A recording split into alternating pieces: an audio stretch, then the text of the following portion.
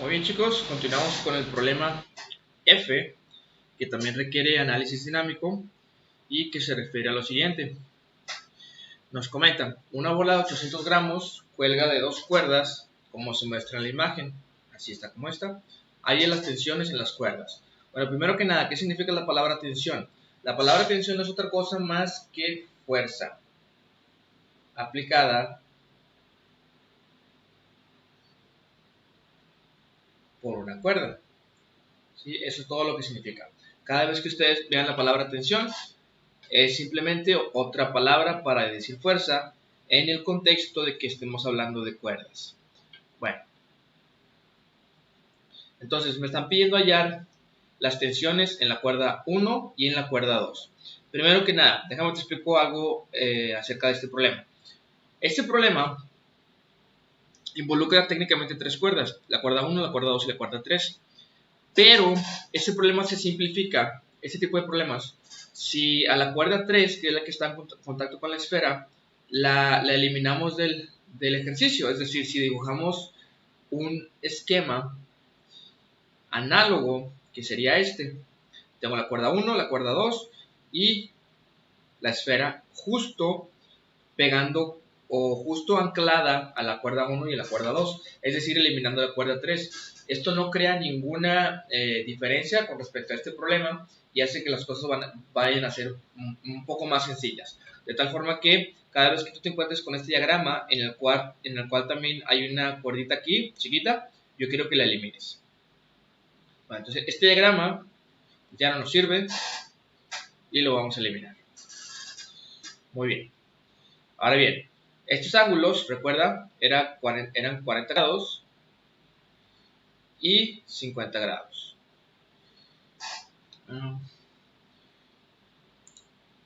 Muy bien. Y lo que me están pidiendo es calcular las tensiones en la cuerda 1, o sea, es decir, esta tensión, y la cuerda 2, en la tensión 2. Muy bien, ¿cómo vamos a proceder?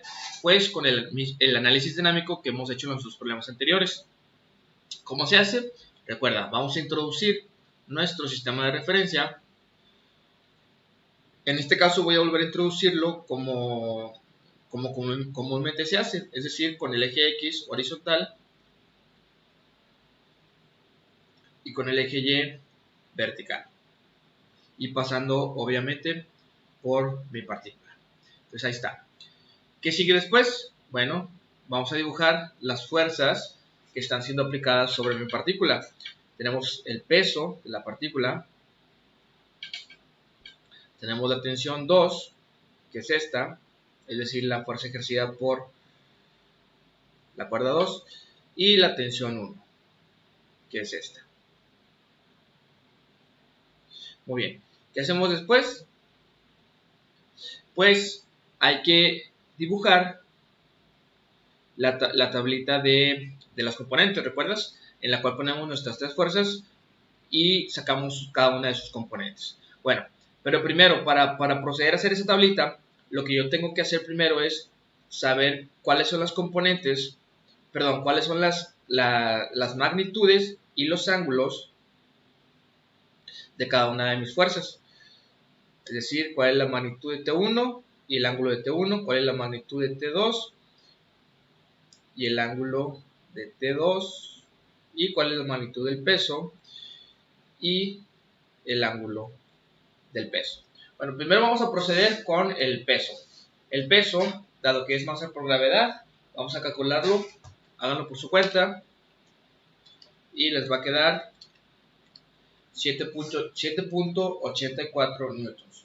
Recuerda que tienes que usar kilogramos, es decir, no vayas a utilizar este número, sino 0.8 kilogramos para calcular el peso. Entonces el peso es 7.84 newtons.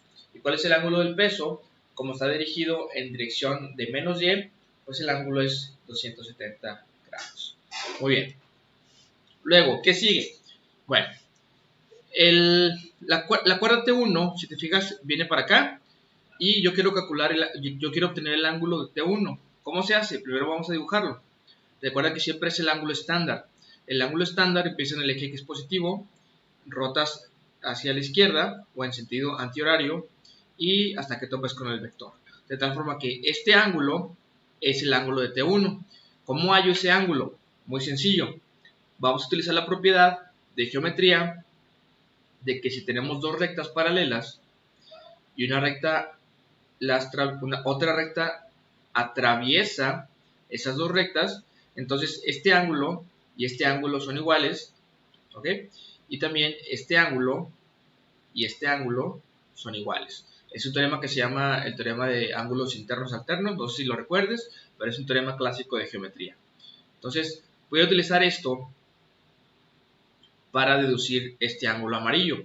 ¿Cómo? Bueno, si te fijas, el techo, que es esta línea negra, y el eje X son paralelos. Entonces, yo lo que puedo deducir es que este ángulo y este ángulo son iguales, debido a esta propiedad. ¿Ok? Y como yo ya sé que este ángulo mide 40, entonces ya puedo deducir cuánto vale este ángulo amarillo. Va a medir 140 grados. Creo que es fácil verlo, ¿verdad? ¿Por qué? Porque 140 más 40 es 180. Muy bien. Y por un proceso similar, yo puedo deducir que el ángulo de T2 va a medir, en este caso, 50 grados. Excelente. Muy bien, ya que tengo esas características de mis fuerzas, ya procedo a dibujar la tablita de sus componentes. Vamos a ver. Vamos a poner T1, T2 y peso.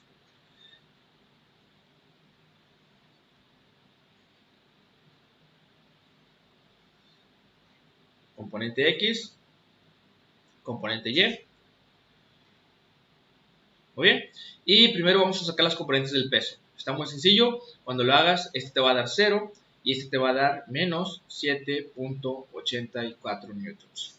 Ahora bien, ¿qué pasa con las componentes de mis tensiones? T1X, T1Y, T2X y T2Y.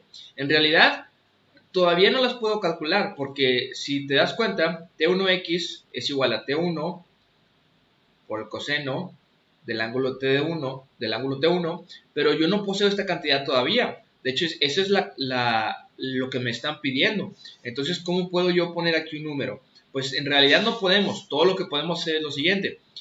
Sustituir el ángulo nada más. Es decir, T1X va a ser igual a T1, que todavía no lo conozco, por el coseno del ángulo de T1. Y el ángulo de T1 es 140 grados. Ahora bien, yo puedo calcular el coseno de 140 grados, lo cual da menos 0.76 y lo multiplico por T1, es decir, menos